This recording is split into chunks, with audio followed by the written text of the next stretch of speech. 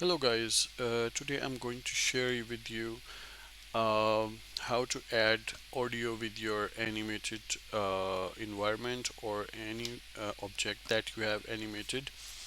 So you wanted to add audio with that. So let's start. First of all, I have to open video sequencer. Okay, so I have already added two audio which I'm going to remove and add it from the scratch.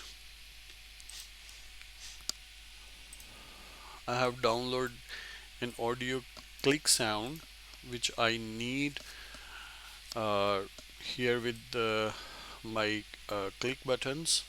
Okay, so once mouse will click the button, then I will have to add the audio sound.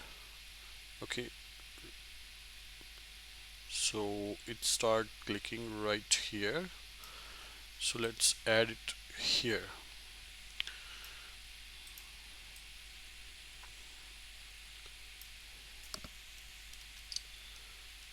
Okay, so I have another button, like button, so mouse will start click on it, so I have to add it here as well.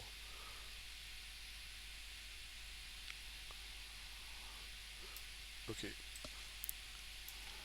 so I can copy this